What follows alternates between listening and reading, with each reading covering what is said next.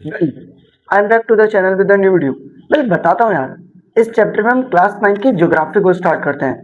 कुछ बेसिक्स तुम्हें बताऊंगा कि इस चैप्टर में हम क्या कैसे किस तरीके से किन चीजों को लेकर जाएंगे। यार बहुत इंटरेस्टिंग चैप्टर रहेगा, पहले तुम्हें मजा आएगा।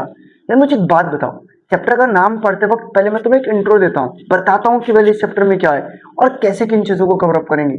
चैप्टर का नाम है द डायनेमिक। डायनेमिक मतलब changing atmosphere and changing climate. यार मुझे एक बात बताओ, बल्कि तुम इंडिया में रहते हो ऑब्वियस।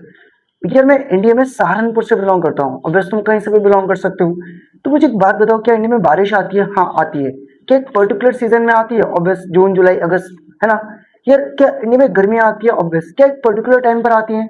मार्च अप्रैल मई, ऑब्वियस। क्या इंडिया में सर्दी आती है? हाँ। क्या एक पर्टिकुलर टाइम पर आती है? कब?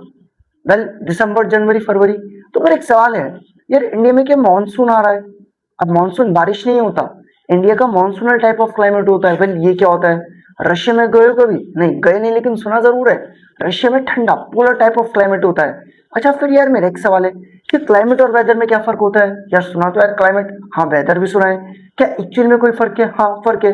अच्छा मानसून कितने प्रकार के होते हैं? सॉरी क्लाइमेट चार, हॉट, विंटर, स्प्रिंग और ऑटम। नहीं, मैं कहूंगा स्प्रिंग ऑटम को हम ज्योग्राफी में वेल इतना इंपॉर्टेंस नहीं देते। मैं बोलता हूँ hot, cold, retreating, advancing monsoon. Well अब ये क्या होता है? तो ऐसे कई सारे सवाल होंगे, मतलब ऑब्वियस तुम्हारे दिमाग में, मुझे पता है तुम्हारे दिमाग में नहीं थे, मैंने इनको ऐड ऑन किया। तो वही चीज हम समझेंगे इस चैप्टर में, मैं तुम्हें बताऊंगा। वेल क्या structures and composition of atmosphere elements, wind क्या होता है, ह्यूमिडिटी क्या होती है, वाटर वेपर क्या होता है, टेम्परेचर क्या होता है। वेल थर्मामीटर का नाम सुना है? हाँ बुखार हुआ नापा था हमने। उसमें भी वेराइटी होती है। एटमॉस्फेरिक प्रेशर, मतलब तुम्हें सुन के अजीब लगेगा, हमारे ऊपर एटमॉस्फेरिक प्रेशर डाल रहा है, नहीं हमें तो महसूस नहीं हो रहा। अभी मैं प्रूव करूंगा। सीजन क्या होते हैं, मानसून क्या होता है, क्लाइमेटिक चेंज क्या होता है, वेल फ्लड बाढ़ कैसे आती है, कार्बन फुटप्रिंट्स क्या होता है। तो ऐसी कई सारी चीज होंगी जो कि इस चैप्टर में हम कवर अप करेंगे। चलो तो करते हैं स्टार्ट। वेल कुछ बेसिक के साथ कुछ बेसिक्स बताता हूँ, आओ देखते हैं क्या है। यार इस चैप्टर में इनिशियली ये मत देखना कि क्वेश्चन कैसे फ्रेम होगा, पहले कहानी को सुनना और समझना। चलो तो देखते हैं। देखो क्वेश्चन बनता है discuss about the structure of atmosphere. अभी आप हो गया, आपने मना किया था कि क्वेश्चन में देखने में आप क्वेश्चन बता रहे हो, हाँ कुछ रीजन है। चलो यार मुझे एक बात बताओ, एटमोस्फेयर क्या है? ऑब्वियसली गैसेस का सम टोटल कर दो, वातावरण जिसमें तुम रहते हो। ऑक्सीजन इनहेल कर रहे हो? हाँ कर रहे हो। क्या दिखती है क्या तुम्हें ऑक्सीजन? नहीं हमें तो नहीं दिखती। मतलब ऑब्वियस यार, एटमोस्फेयर में क्या है? Sum total of gases, oxygen, carbon dioxide, nitrogen, argon, इन सब का सम टोटल करो, बस इन्हीं का सम टोटल करके एटमॉस्फेयर बनता है। हमारे सामने ही है एटमॉस्फेयर, दिखता नहीं है, फील होता है। वेल तुम देख सकते हो इस कुत्ते को भी महसूस हो रहा है, मतलब ऑब्वियस यार, एक ऐसे ही गिफी लगाया। लेकिन तुम रिलेट करो यार कि क्या तुम एक्टिवा बाइक चलाते हो? क्या तुम्हें एयर प्रेशर फील होता है? ऑब्वियस। क्या तुम कूलर के आगे बैठते हो, कपड़े उड़ते हो तुम्हारे? ऑब्वियस। तो यही तो मैं तुम्हें बता रहा हूँ कि कुछ चीजें वेल तुम लाइफ में फील कर सकते हो। उनमें से एक है एनवायरमेंट, और अच्छी तरीके से बताता हूँ।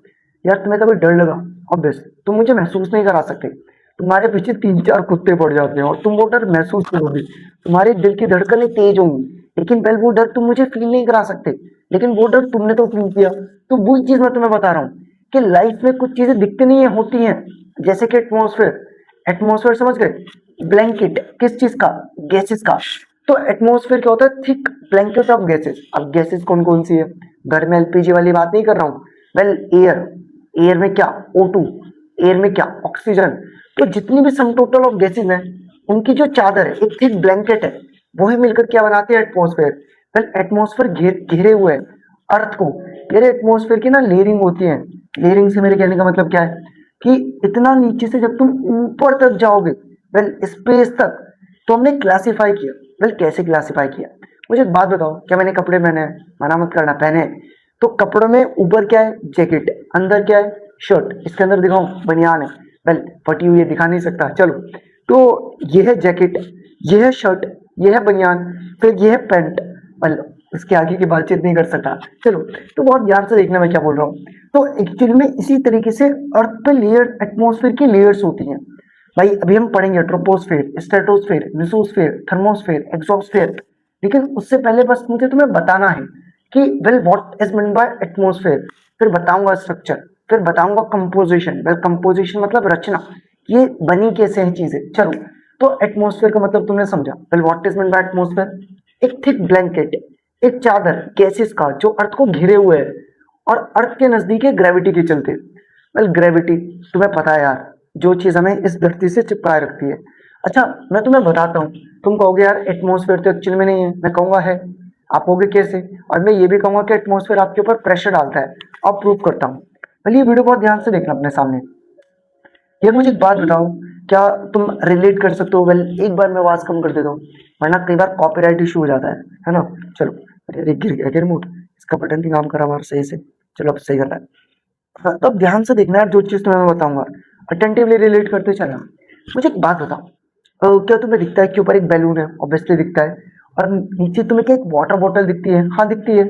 तो मैं तुमसे बोलता हूँ यार कि अगर तुम ध्यान से रिलेट करो, क्या ये ऊपर जो बैलून है, बैलून में जो हवा है, क्या वो वाटर को नीचे की तरफ प्रेशराइज कर रही है? मना मत करना, ऑब्वियसली करिए। जो तुम गुब्बारा देख रहे हो, गुब्बारे से हवा नीचे की तरफ निकल रही है और नीचे की तरफ पानी को प्रेशर डाल रही है, और पानी इस पाइप से क्या आ रहा है? बाहर क्या आ रहा है? अब तुम दिमाग रखते हो, कॉमन सेंस रखते हो, ऑब्वियस, तो तुम फील कर पा रहे हो कि यहाँ एक्चुअली में ऐसा ही हो रहा है। अगर तुम रिलेट करो कि गुब्बारे की हवा नीचे पानी में प्रेशर डाल रही है, उस प्रेशर डालने के चलते पानी पाइप से कहाँ आ रहा है? बाहर कहाँ आ रहा है? अब आप कहोगे नहीं हमें तो प्रेशर दिख नहीं रहा, लेकिन यार कॉमन सेंस तो है तुम्हारे पास कि गुब्बारे में से हवा कम हो रही है, वो गुब्बारे की हवा इस पानी पे प्रेशर डाल रही है। समझ गए? वही चीज मैं तुम्हें बता रहा हूँ, ये एक फिनोमेना है रिलेट कराने के लिए कि तुम्हारे ऊपर एक एटमॉस्फेयर है जो तुम्हारे ऊपर प्रेशर डालता है। वेल महसूस नहीं होता। यार मैंने अपने हाथ में घड़ी पहनता हूँ, ऑब्वियसली अभी नहीं पहना, तो घड़ी पहनने की मुझे आदत है, तो घड़ी पहन के मुझे भारी नहीं लगता मेरा हाथ। मैं चेहरे पर चश्मा लगाता हूँ, मुझे अजीब नहीं लगता, मैं यूज टू हूँ। समझ रहे हो? तो एटमॉस्फेयर तुम्हारे ऊपर एक प्रेशर डाल रहा है। समझ रहे हो मैं क्या कहने की कोशिश कर रहा हूँ? वेल तुम्हें फील नहीं हो रहा? हाँ हो नहीं रहा। क्यों नहीं हो रहा? वेल जनरल तुम्हें रीजन पता है, क्योंकि तुम उसके यूज टू हो चुके हो, तुम्हें आदत पड़ चुकी है, तो तुम्हें अजीब नहीं लगता, तुम कंफर्टेबली उसको फील कर रहे हो कि हाँ भाई ठीक है, आराम आ रहा है, मजा आ रहा है। तो वही चीज मैं तुम्हें बता रहा हूँ कि एक्चुअल में एटमोसफेयर है एक ब्लैंकेट, एक मोटी सी चादर है गैसेस की जो अर्थ को घेरे हुए हैं। अर्थ की क्रस्ट से लेकर स्पेस तक जाती है। मतलब स्ट्रक्चर ऑफ एटमॉस्फेयर, यार एटमॉस्फेयर यूनिफॉर्म नहीं है, कहीं पर गैसेस ज्यादा है, कहीं पर गैसेस कम है। क्यों, कैसे बताऊंगा। और ग्रेविटी भी उनको अपनी तरफ आकर्षित किए हुए है। कैसे?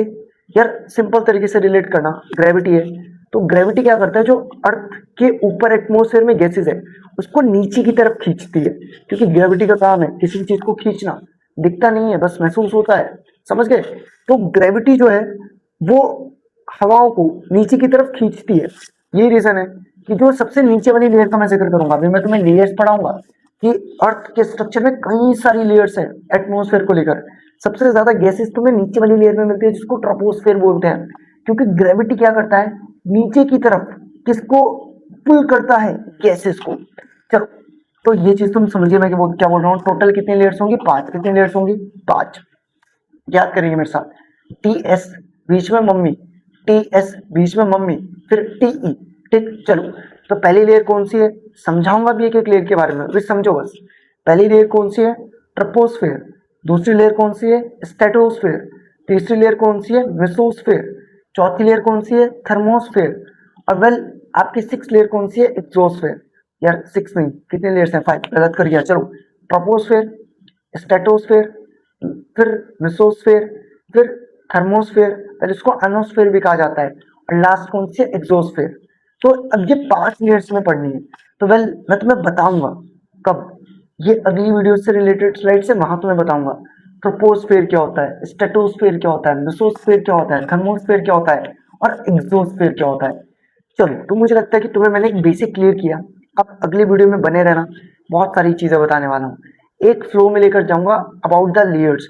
चैप्टर बहुत लेंदी है, टिपिकली इसके कई सारे पार्ट्स होंगे, लेकिन एक्सप्लेनेशन बहुत प्रॉपर इन डेप्थ रहेगी, तो तुम्हें मजा आएगा चीजों को सुनने और समझने में। आज हमने इस वीडियो में बस एक इंट्रोडक्शन और एक क्वेश्चन का आंसर किया। वेल व्हाट इज एटमॉस्फेयर तुम समझ गए, और लेयर्स ऑफ एटमॉस्फेयर टोटल कितनी लेयर्स हैं?